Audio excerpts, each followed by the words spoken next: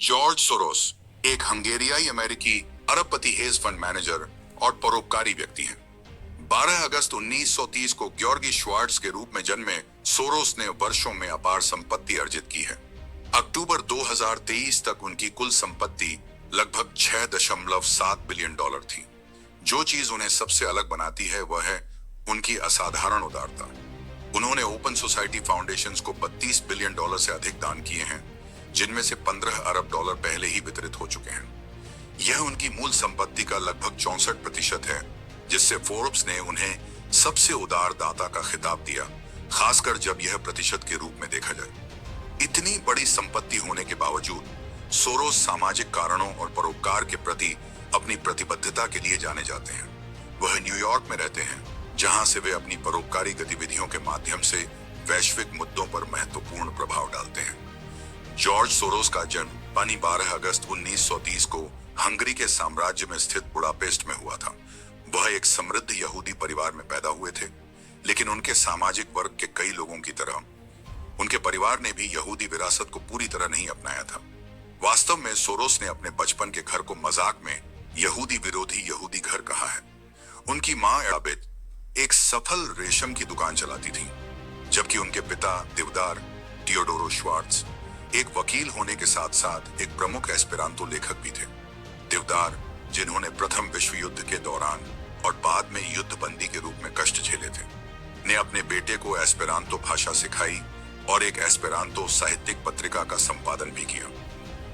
मार्च 1944 में जब सोरोस केवल 13 वर्ष के थे, तब हंगरी पर नाजियों का कब्जा हो गया। अन्य यहूदी बच्चों की तरह उन्हें स्कूल जाने से मना कर दिया गया और उन्हें यहूदी परिषद राट में रिपोर्ट करने के लिए कहा गया। बाद में सोरोस ने बताया कि उस समय उन्हें हंगरी के यहूदी वकीलों को निर्वासन नोटिस बांटने का कार्य सौंपा गया था। उनके पिता ने उन्हें इन नोटिसों को वितरित करने और चुपचाप यह चेतावनी देने को कहा कि यदि वे रिपोर्ट करेंगे तो उन्हें निर्वासित किया जाएगा। हालांकि उनके भाग्य की पूरी जानकारी उस समय स्पष्ट नहीं थी। सौभाग्यवश सोरोस और उनके परिवार ने नकली दस्तावेजों के माध्यम से युद्ध से बचाव किया, जो उन्हें ईसाई दर्शाते थे। साहसिक रूप से सोरोस ने खुद को एक ऐसे अधिकारी का गॉडसन बताया जो हंगरी की सहयोगी सरकार में था और जिसकी पत्नी स्वयं एक यहूदी महिला थी जो छिपी हुई थी। उनके पिता देवदार ने न केवल अपने परिवार को बल्कि कई अन्य हंगरी यहूदियों को भी बचाया, जिससे 1944 को सोरोस के जीवन का सबसे सुखद वर्ष कहा गया, क्योंकि उन्होंने अपने पिता की वीरता देखी। युद्ध के बाद सोरोस ने 1945 में बुडापेस्ट की घेराबंदी झेली, जब सोवियत और जर्मन सेनाएं पूरे शहर में लड़ रही थीं। उन्होंने और उनकी मां ने एल्जा ब्रांडेस के परिवार के साथ शरण ली और उनके साथ लूथरन चर्च में प्रार्थनाएं भी की। 17 वर्ष की उम्र में सोरोस पेरिस चले गए और अंततः इंग्लैंड में बस गए। वहां उन्होंने लंदन स्कूल ऑफ इकोनॉमिक्स में दर्शन शास्त्र का अध्ययन किया, जहां वे दार्शनिक कार्ल पॉपर के शिष्य बने। आर्थिक कठिनाइयों के बावजूद सोरोस ने रेलवे पोर्टर और वेटर जैसे छोटे मोटे काम किए और एक क्वेकर संस्था से सहायता प्राप्त की। वे अंतर्राष्ट्रीय एकता में रुचि रखते थे और अक्सर स्पीकर्स कॉर्नर पर एस्पेरांतो भाषा में एकता के गुणों पर भाषण देते थे। सोरोस ने 1951 में दर्शन शास्त्र में बीएसएससी और 1954 में एमएससी की डिग्री प्राप्त की।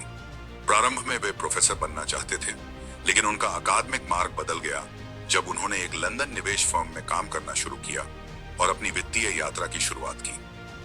1954 में सोरोस ने लंदन स्थित merchant bank singer and Friedlander में एक क्लर्क के रूप में काम शुरू किया। उन्होंने वहां की आर्बिट्राज टीम में कार्य करते हुए महत्वपूर्ण अनुभव प्राप्त किया। एक सहकर्मी की सिफारिश पर उन्होंने न्यूयॉर्क जाने और एफएम मेयर नामक ब्रोकरेज फर्म में शामिल होने का निर्णय लिया। 1956 न्यूयॉर्क पहुंचने के बाद उन्होंने यूरोपीय शहरों में विशेषज्ञता हासिल करते हुए एक आर्बिट्राज ट्रेडर के रूप में काम किया। हालांकि वे केवल 5 वर्षों तक वर्थहाइम एंड कंपनी में काम करके इंग्लैंड लौटकर दर्शन शास्त्र पढ़ना चाहते थे, लेकिन इस दौरान उन्होंने रिफ्लेक्सिविटी का सिद्धांत विकसित किया, जो बताता है कि बाजार मूलभूत आर्थिक तथ्यों के साथ साथ निवेशकों की धारणाओं से भी प्रभावित होते हैं, जिससे फीडबैक लूप बनता है। 1969 में सोरोस ने डबल ईगल हेज फंड शुरू किया। इस फंड ने $4 मिलियन के निवेश के साथ शुरुआत की, जिसमें से कुछ पूंजी उनकी स्वयं की थी। यह फंड धीरे धीरे बढ़ता गया और बाद में सोरोस फंड बना। 2770 में उन्होंने सोरोस फंड मैनेजमेंट की स्थापना की और चेयरमैन बने। उन्होंने 2773 में डबल ईगल फंड के प्रबंधन से इस्तीफा दे दिया ताकि वह नए फंड पर ध्यान केंद्रित कर सके। इस फंड का नाम बाद में क्वांटम फंड रखा गया, तो क्वांटम मैकेनिक्स के सिद्धांत से प्रेरित था। इस समय तक फंड $12 मिलियन का हो गया था। सोरोस और जिम रोजर्स ने इसमें अपना लाभ और प्रदर्शन शुल्क पुनः निवेश किया। हालांकि फंड को 19,191 में 22% की हानि और निवेशकों की निकासी जैसी चुनौतियां झेलनी पड़ी, यह सफल रहा। 2011 में सोरोस ने बाहरी निवेशकों के $1 अरब लौटाकर केवल अपने पारिवारिक धन $24.5 अरब को फंड में रखा। 2013 में क्वांटम फंड ने $5 अरब 500 करोड़ का लाभ कमाया और इतिहास का सबसे सफल हेज फंड बना। 2015 में इसने अर्जेंटीना की होटल कंपनी फेन होटल्स के विस्तार के लिए $300 मिलियन निवेश करने की घोषणा की। 2004 के अमेरिकी राष्ट्रपति चुनाव तक सोरोस ने अमेरिकी राजनीति में कोई बड़ी भूमिका नहीं निभाई थी, लेकिन 2003 से 2004 के चुनाव में उन्होंने राष्ट्रपति जॉर्ज बुश को हराने के लिए $23 मिलियन से अधिक दान दिए। इसके बाद उन्होंने डेमोक्रेसी अलायंस की स्थापना की, जिसने प्रगतिशील कारणों को समर्थन दिया। उन्होंने 2009 में न्यूयॉर्क राज्य को वंचित बच्चों के लिए $35 मिलियन दान किए और बाद में बराक ओबामा और हिलेरी क्लिंटन को समर्थन दिया। हाल के वर्षों में उन्होंने स्थानीय डिस्ट्रिक्ट अटॉर्नी चुनावों में सुधारवादी उम्मीदवारों को समर्थन देने के लिए बड़ी राशि दान की, जिससे फिलाडेल्फिया में लैरी क्रास्नर और लॉस एंजेलिस काउंटी में जॉर्ज गैस्कॉन जैसे उम्मीदवार जीत सके। 2022 के अमेरिकी चुनावों में उन्होंने डेमोक्रेटिक पार्टी को समर्थन देने के लिए $128 करोड़ 50 लाख दान किए। सोरोस का निजी जीवन विवाहों, परोपकारी कार्यों और पारिवारिक संबंधों से जुड़ा रहा है। उन्होंने 1960 में एनालीज विट्सचेक से शादी की और उनके 3 बच्चे हुए, Robert, Daniel, Andrea and Jonathan Soros.